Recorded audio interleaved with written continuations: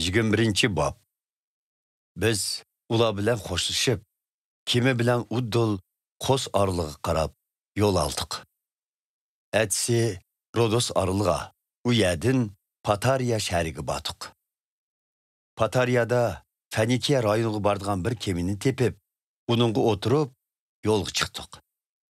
Sipros orlig'i ko'ringandan keyin uning janubidan aylanib o'tib, Suriya o'lkasiga qarab menib, Tir shahrida quruqlikka chiqdik. Chunki kema bu yerda yukini tushiradi. Bu yerdagi itqochlardan ba'zilarini tepib, ularning yanida 7 kun turdik.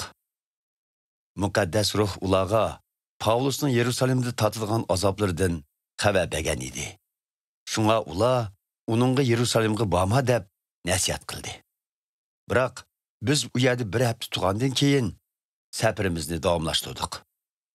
Itqochlar va ularning xotin bolalarining hammasi bizni shaharning sirtiga uzatib chiqdi. Hammaylan dengiz bo'yida tizilib o'tirib, billa duo qildik. Xo'shlashgandan keyin biz kemaga chiqdik. Ular o'ylarga qaytishdi. Tir shahridan dengiz safarimizni davomlashtirib, Ptolemay shahriga keldik. U yerdagi itqochlar bilan ko'rishib, ularning yanida bir kun turdik. Atsi bu yerdan ayrilib, kema bilan Qaysariya shahriga kelib, xushxabar yetkazuvchi Filipning uyiga berib, qo'ndik. U burun Yerusalimdagi itqochlar tarafidan xizmatga tanlangan 7 kishining biri edi. Bu kishining Xudoning vahiylarini yetkazoladigan, texi taloliq bo'lmagan 4 qizi bor edi. Biz u yerda bir necha kun turgandan keyin Yahudiya o'lkasidan Agabus ismli bir payg'ambar keldi.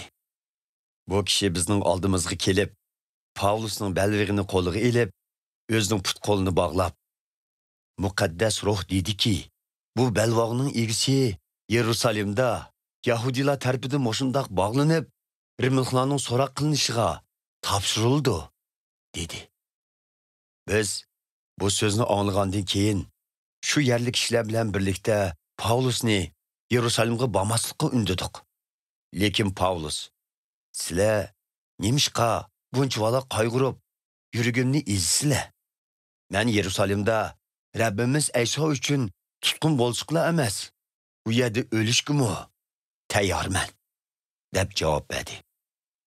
Biz uni qoyil qilmay, bo'ldi qildik va Xudoning xalqindak bo'lsin, dedik. U yerda bir necha kun turib, yuk tamog'imizni yig'ishtirib, Yerusalimga bordik.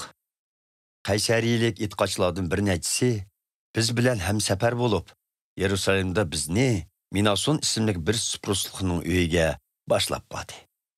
Bu kishi koni itqochlardan edi. Yerusalimda itqochlar bizni qizg'in qarshi oldi. Atsi biz Pavlus bilan birga Yoqubni ko'rgili bordik. Yoqub bilan itqochlar jamoatchilikdagi boshqa yetakchilarning hammasi u yerga yig'ilgan edi. Pavlus ular bilan amalashgandan keyin Xudoning Yahudi emaslar ichida o'zi orqali qilgan butun ishlarini ularga tafsiliy ma'lum qildi. Bularni anglagan ko'pchilik Xudoga matiya o'qib, Pavlusga: "Ey qarindosh, Yerusalimda ahvol mundaq. Yahudilar ichida necha minglagan kishi Hazrati Aysoga e'tiqod qiladi. Ularning hammasi Tavrat qonuniga qattiq amal qiladi. Ularning anglashicha, siz Yahudi emaslarning orasida yashagan butun Yahudilarga bolalarini xato qildirmasligini, Yahudilarning boshqa an'analariga rioya qilishning hojati yo'qligini o'rgatib, Tavratni cho'rib etibsiz. Shunga bu yerdagi Yahudilar sizning bu yerga kelganligingizni anglasa, sizga cho'qim ziyonkashlik qilmay qolmaydi. Endi qanday qilish kerak? Bizningcha mundaq qilsangiz. Aramizda Xudoni rozi qilish uchun qasam bergan 4 odam bor. Siz ularni ilib, ular bilan birlikda Tavratdagi tozalanish dini qoidasidan o'ting. Ularning qurbonlik chiqimlarini o'zingiz ko'taring. Qurbonlik qilgandan keyin ular qasamlarining ado bo'lganligini ko'rsatish uchun chochlarini tushirdi. Buning bilan xaloyiq siz to'g'riliq anglaganlarning amaliyotga uyg'un emasligini tushunadi. Hamda o'zingizning Tavratga rioya qilganligingizni ko'rdi. Yahudi emas e'tiqodchilarga kelsak, ular Yahudilarning an'analariga rioya qilmasimi bo'ladi. Faqatla o'tgangi xetimizda topilganimizdek, butqa atab qurbonlik qilgan yemeklarni yemisin. Qonni va bo'g'ib o'ltirgan hayvonning go'shtini yemisin. Jinsi axloqsizlik qilmasin deyishdi. Buning bilan Pavlus o 4 kishini elib, etsi ular bilan birga tozalanish dini qoidasini o'tkazishga bordi. U markaziy ibodatxonaga kirib, ruhoniylarga o'zlarining poklanish muddatini to'shib, har qaysisi uchun qurbonlik qilingan kunni ma'lum qilib qo'ydi.